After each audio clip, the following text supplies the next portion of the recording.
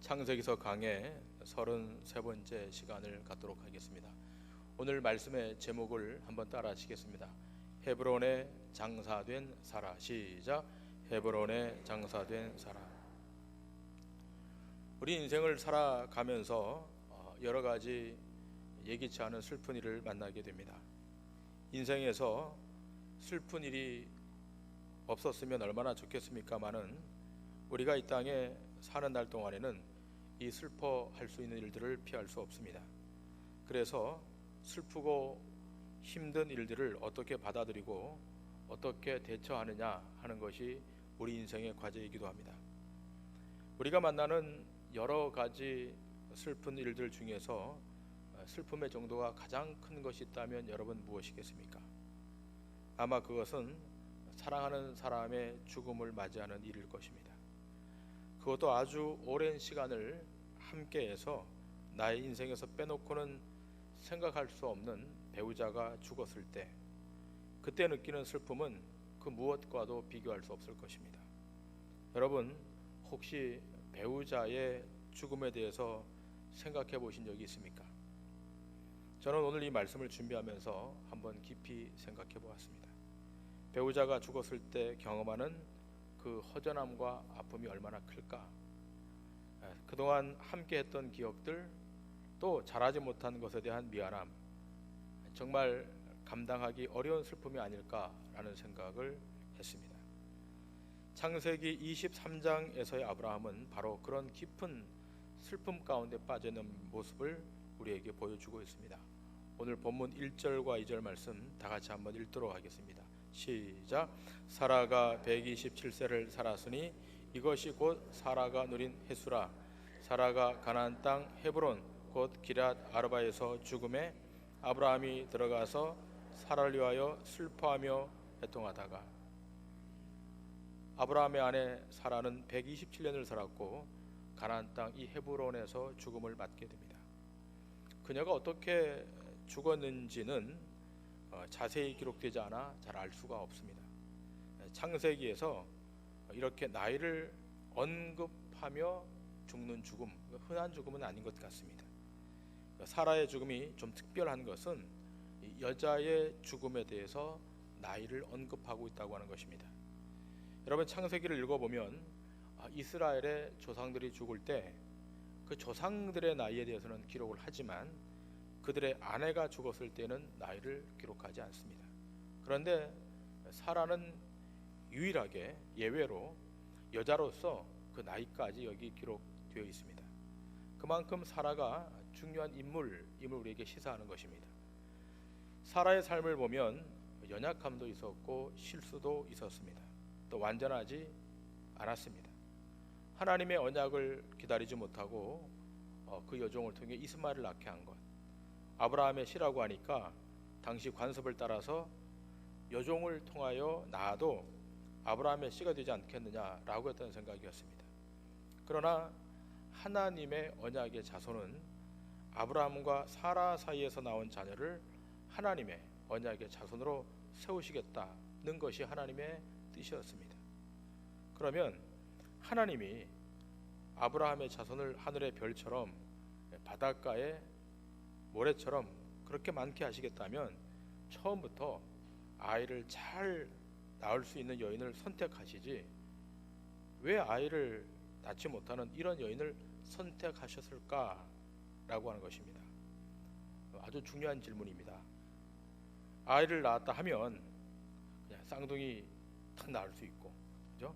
연년생으로 마구잡이로 낳을 수 있는 그런 여인을 선택하면 얼마나 좋겠습니까마는 원천적으로 자녀를 가질 수 없는 이런 여인을 선택한 이유가 뭘까?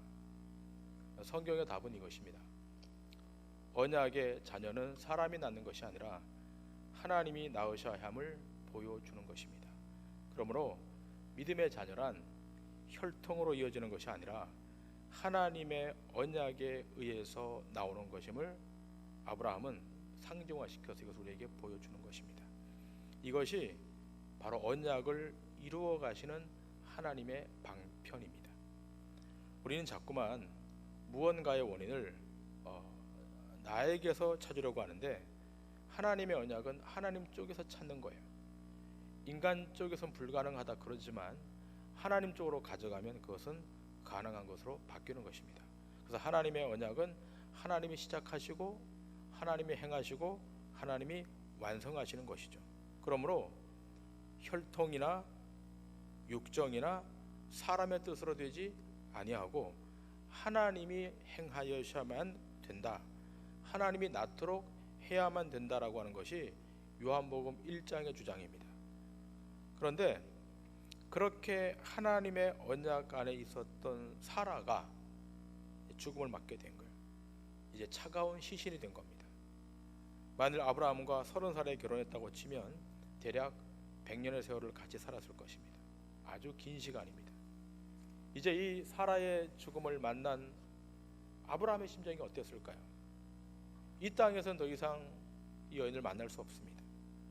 아브라함의 눈에서 뜨거운 눈물이 흘러내립니다. 성경은 아브라함이 사라를 위하여 슬퍼하며 애통했다라고 기록하고 있습니다.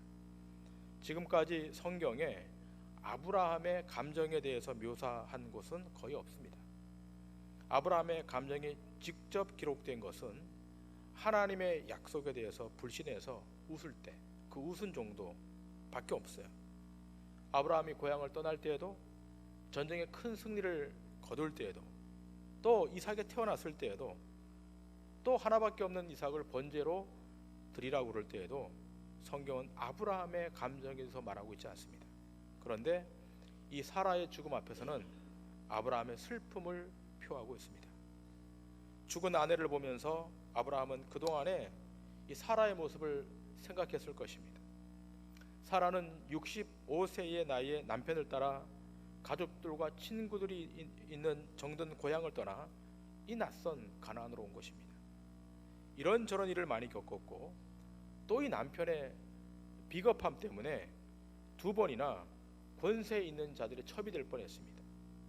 또 자식이 없어 오랜 세월 동안 고생이 많았던 사람, 때가 되어서 하나님의 능력으로 이삭을 낳고 너무너무 기뻐했던 이 사라의 모습, 그러나 그 시간이 얼마 못 돼서 이제 이 여인은 싸늘한 시신으로 아브라함 앞에 있는 겁니다. 아브라함이 슬퍼하며 애통하는 것은 너무나 자연스러운 것입니다. 때로 우리는 감정을 표하는 것을 부정적으로 생각하기도 합니다. 우리 어렸을 때 남자는 태어나서 3번만 울어야 된다는 소리를 들었을 겁니다.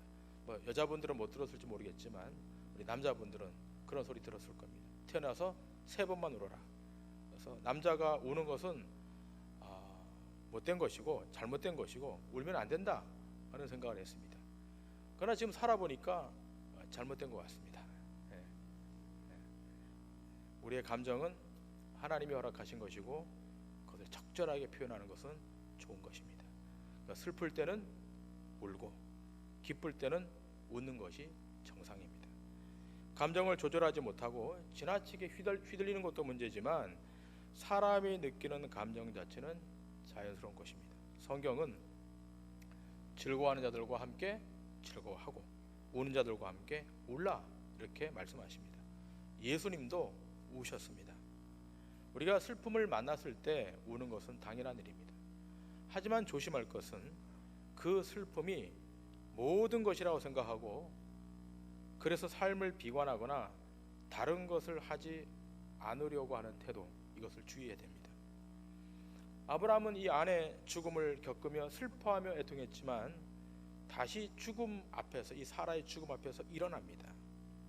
아브라함이 그 슬픔을 이기는 모습 3절에 이렇게 기록되어 있지 않습니까?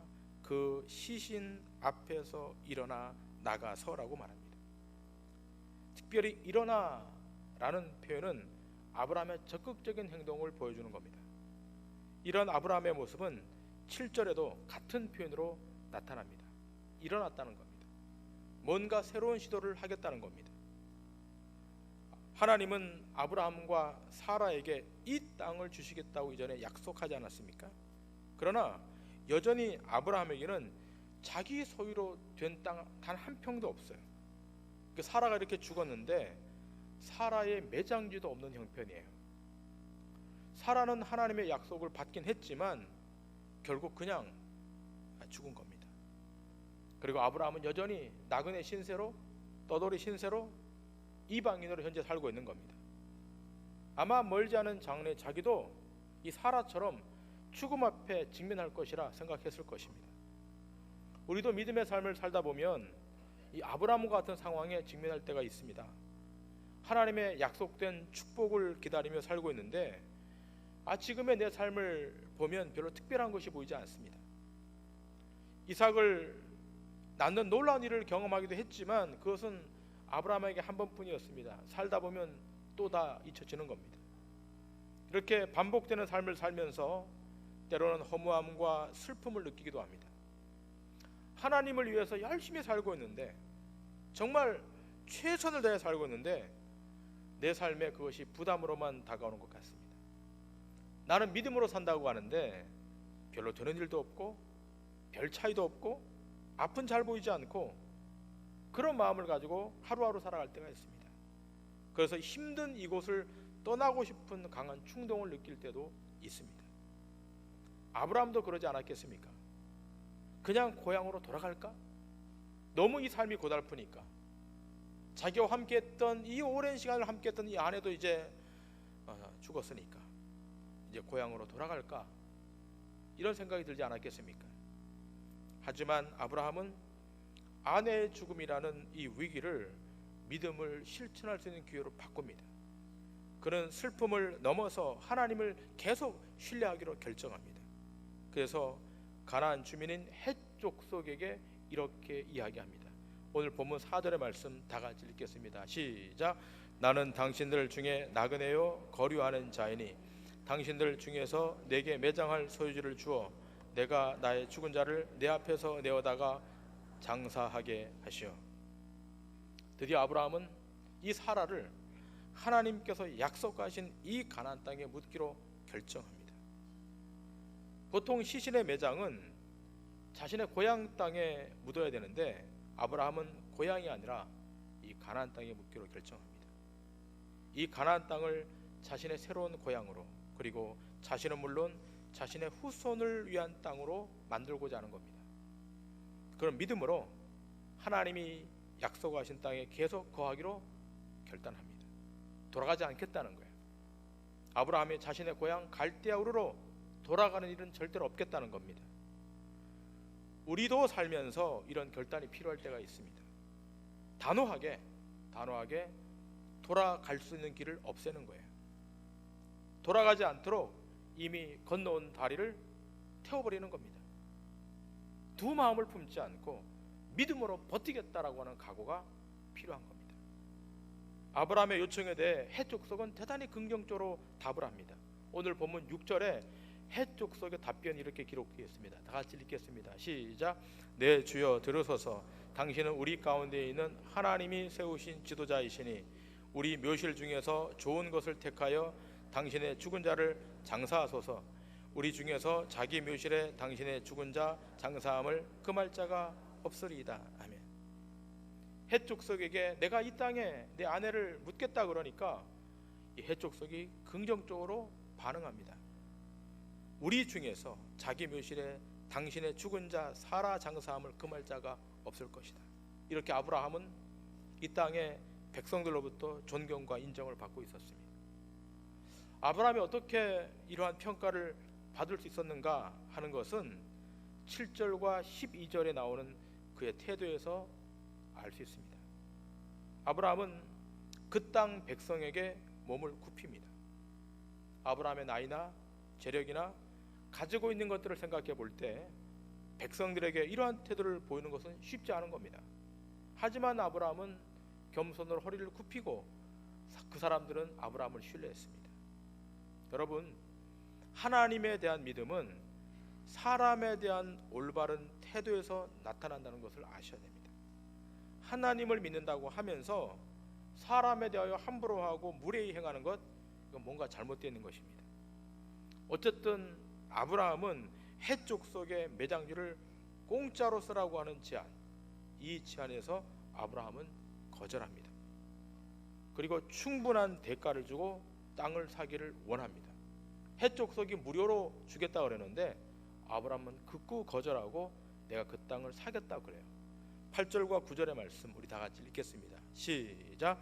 그들에게 말하여 이르되 나로 나의 죽은 자를 내 앞에서 내어다가 장사하게 하는 일이 당신들의 뜻일진데 내 말을 듣고 나를 위하여 소알의 아들 에브론에게 구하여 그가 그의 반머리에 있는 그의 막벨라 굴을 내게 주도록 하되 충분한 대가를 받고 그 굴을 내게 주어 당신들 중에서 매장할 소유주가 되게 하기를 원하노라 하매.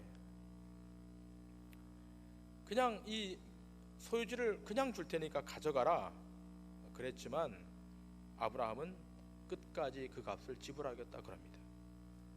마치 우리나라에서 흔히 볼 수 있는 음식점에서 서로 돈 서로 내겠다 그런 장면과 비슷하지 않습니까?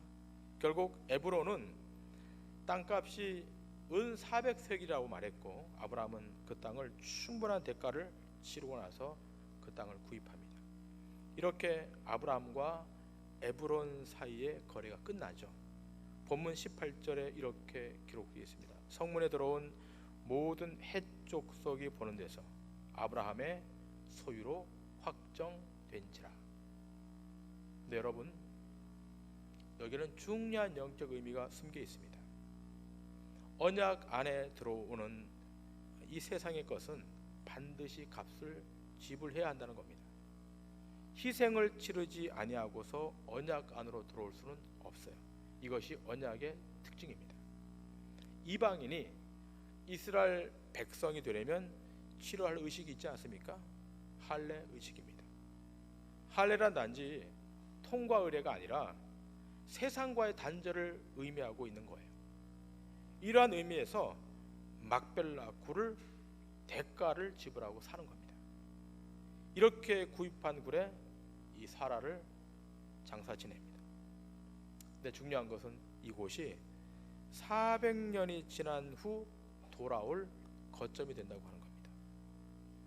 그러니까 이 죽음도 하나님의 언약 안에 들어있게 죽음도 뛰어넘는 거예요.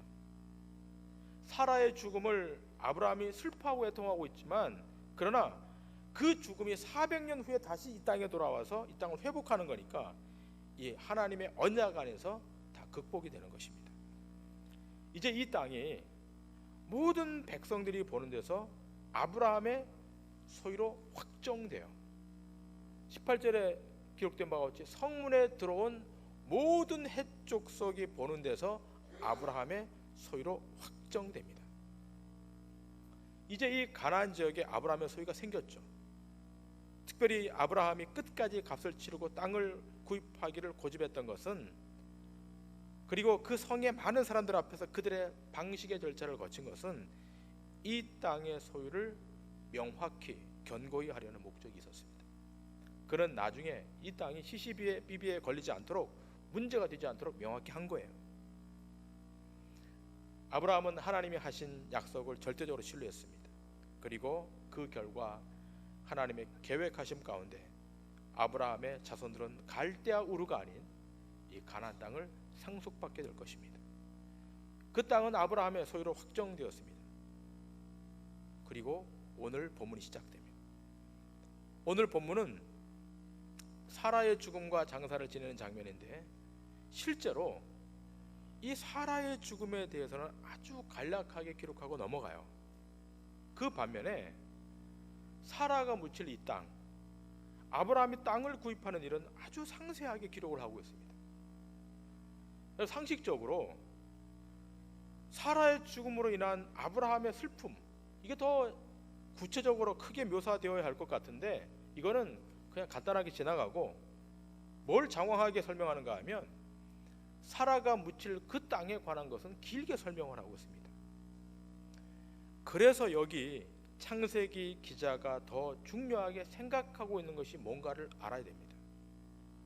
사라의 묘지가 된 이 막벨라 굴, 이거 헤브론이라고 그러죠.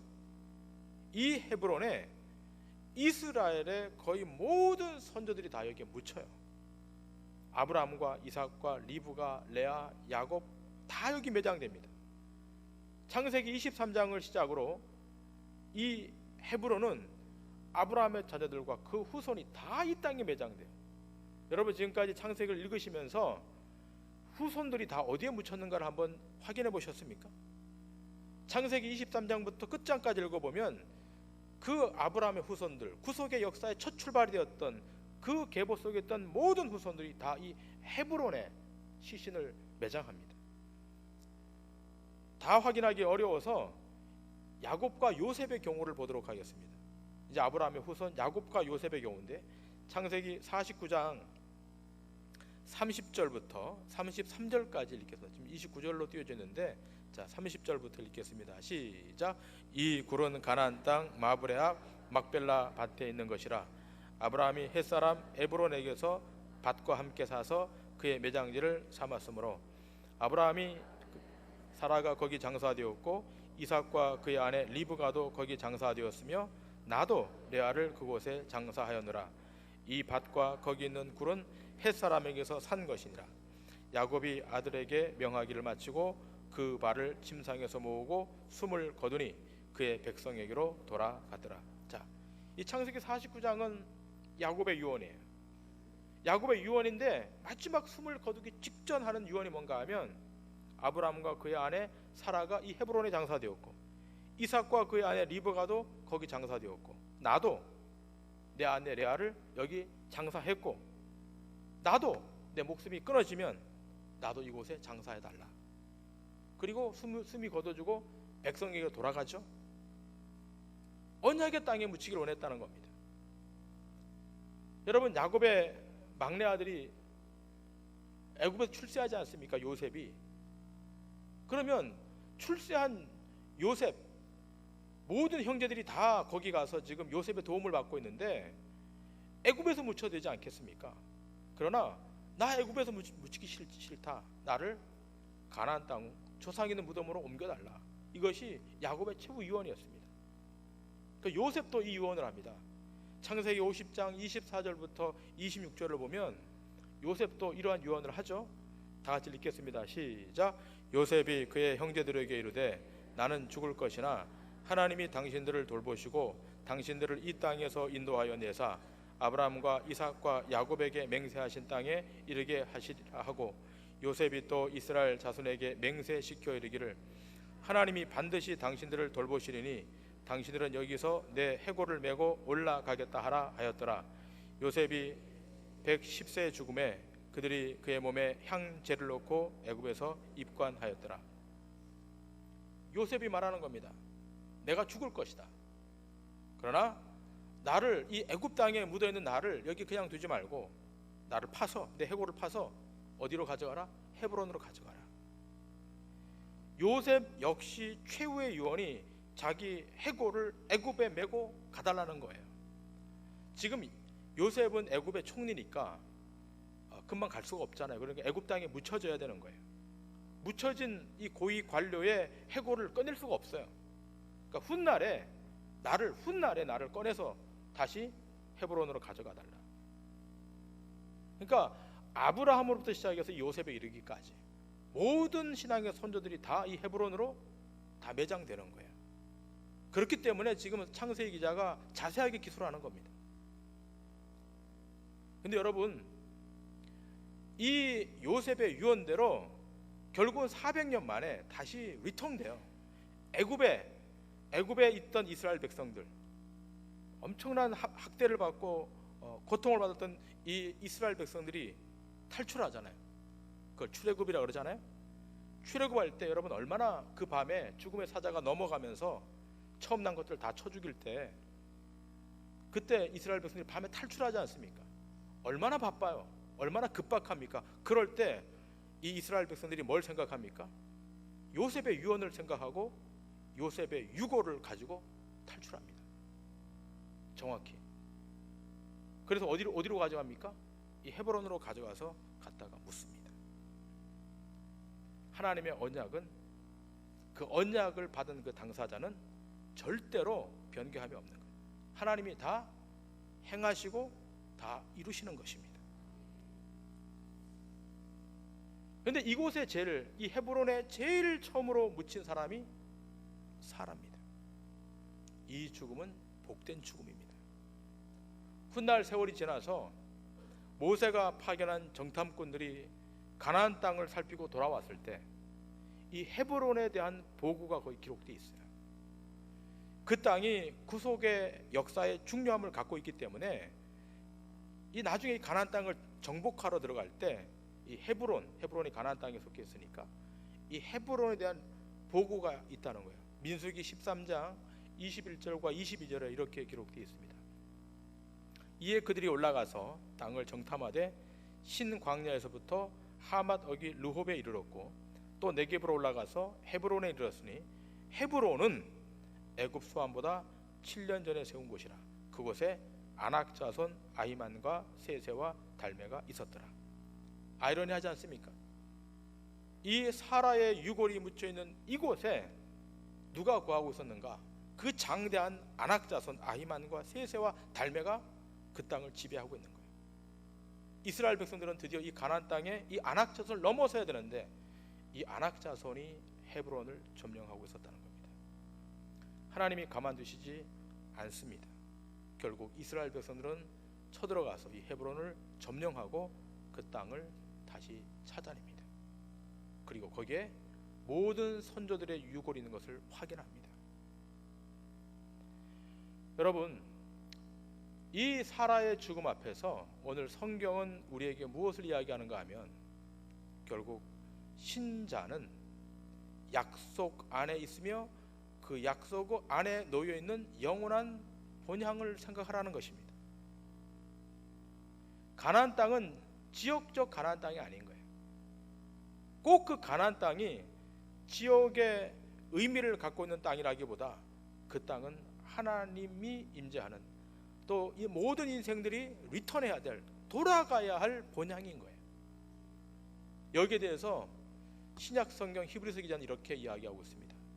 히브리서 11장 13절부터 16절에 이 모든 창세기서의 사건을 조망하면서 히브리서 기자는 이렇게 이야기합니다. 13절부터 16절 말씀 다 같이 읽겠습니다. 시작. 이 사람들은 다 믿음을 따라 죽었으며 약속을 받지 못하였으되 그것들을 멀리서 보고 환영하며 또 땅에서는 외국인과 나그네임을 증언하였으니 그들이 이같이 말하는 것은 자기들이 본향 찾는 자임을 나타내미라. 그들이 나온 바 본향을 생각하였더라면 돌아갈 기회가 있었으려니와 그들이 이제는 더 나은 본향을 사모하니 곧 하늘에 있는 것이라. 이러므로 하나님이 그들의 하나님이라 일컬음 받으심을 부끄러워하지 아니하시고 그들을 위하여 한 성을 예비하였느니라. 아멘. 본향을 이야기하는 겁니다. 아브라함과 이삭과 야곱 또 오늘 묻혀있는 이 사라, 그들이 헤브론에 묻히는 것은 성경은 그것을 본향의 의미로 우리에게 해석해주고 있는 겁니다. 그들은 외국인처럼 나그네처럼 떠돌아 살았다는 거예요. 그러나 그들이 그 떠돌아 다녔던 그 땅에 속하지 않은 것은 더 본향이 있음을 알았기 때문이라는 겁니다. 여러분, 우리가 인생에서 만나는 슬픈 일과 어려운 일들 속에서 그 모든 것들을 넘어 하나님을 계속 신뢰할 수 있는 이유는 하나님의 축복의 약속이 우리 현실 안에서 끝나지 않기 때문입니다. 우리는 이 현실을 넘어서 더 나은 본향이 우리 앞에 예비되어 있는 것입니다. 이 땅은 우리의 본향이 아닙니다. 우리도 아브라함처럼 이 땅에서 나그네입니다. 하나님은 이 땅에서 우리가 경험할 수 없는, 비교할 수 없는 엄청난 축복을 택한 신자들에게 예배해 놓고 있는 것입니다. 이것이 우리의 삶의 근거이자 출발인 것입니다. 아브라함은 이 사라의 죽음 앞에서 더 나은 본향, 더 가야 될 그 본향, 그것을 알게 된 것입니다. 여러분, 우리도 머지않아 우리도 가야 될 그 본향 앞에 우리도 서게 될 것입니다. 그렇다면 여러분의 시선과 생각이 어디에 고정되어 있습니까? 내가 돌아가야 될 갈대아 우르에 고정되어 있습니까? 아니면 하나님의 약속의 땅 가나안 땅이 헤브론에 고정되어 있습니까? 여전히 우리에게 질문하고 있는 것입니다. 한 주일학교 선생님이 아이들에게 이런 질문했어요. 천국에 가고 싶은 사람 손 들어보세요. 손 들어보세요. 한 명도 안 드시네요. 근데 이 아이들은 너도 나도 질세라 앞다투어 손을 들었어요. 한 아이만은 손을 들지 않는 거예요. 선생님 다시 물어요. 우리 친구는 천국에 가고 싶지 않니? 아니요, 가고 싶어요. 그런데 왜 손 안 들어? 천국에 가고는 싶은데요, 오늘 저녁에 TV에서 재미있는 걸 하거든요. 천국에 나중에 갈 거예요. 그래도 이 아이처럼 얼마나 자주 저 영원한 세계를 바라보지 못하고 이 땅의 현실에만 고정되고 여기 매몰되어 있는지 알 수 없어요. 생각해 보세요. 여러분, 한 주간의 삶을 한번 돌아보세요. 저 영원한 세계, 헤브론, 그 약속의 땅, 그 땅을 바라보고 살아가는가, 아니면 이 현실에 매몰되어서 여기만 바라보고 사는가. 아브라함은 낙심할 만한 때 그는 본향을 바라보고 있었습니다. 여러분 앞에 슬픈 일이 있을 수 있습니다. 예기치 못한 일이 갑자기 찾아올 수 있습니다. 그럴 때 그것을 넘어서게 하는 것, 그것을 이기게 하는 것은 바로 헤브론에 내재되어 있는, 헤브론에 약속되어 있는 그 하나님의 언약인 것입니다. 바울도 그 고난을 이렇게 이겨냈습니다. 돌에 맞아 죽을 고비를 넘겼고 배반을 당하기도 했고 배가 파손돼서 죽을 고비를 넘겼지만, 바울은 말년에 고린도 교회 편지하면서 이렇게 말합니다. 우리가 잠시 받는 환난에 경한 것이 지극히 크고 영원한 영광에 중한 것을 우리에게 이루게 함이니 우리가 주목하는 것은 보이는 것이 아니요 보이지 않는 것이니 보이는 것은 잠깐이요 보이지 않는 것은 영원함이라. 하나님의 약속을 받은 우리에게는 이 슬픔을 이기는 소망이 있다는 것을 기억하셔야 됩니다. 죽음까지 뛰어넘는 이 소망. 오늘 아브라함은 이 사라 아내의 죽음 앞에 탄식하고 절망하고 넘어질 수 있었지만, 그러나 이 헤브론의 하나님의 언약이 완성될 것을 알았기 때문에 그는 담대히 장례를 치르게 됩니다. 그리고 그 후손들이 다시 그 믿음의 길을 걸어가게 됩니다. 바라기는 여러분이 궁극적으로 가야 될 그 자리는 언약이 있는 헤브론임을 기억하시고, 여러분 믿음의 발걸음을 포기하지 말고 걸으셔서 하나님의 뜻을 다 이루어내실 수 있기를 주님의 이름으로 간절히 축원합니다. 기도하시겠습니다.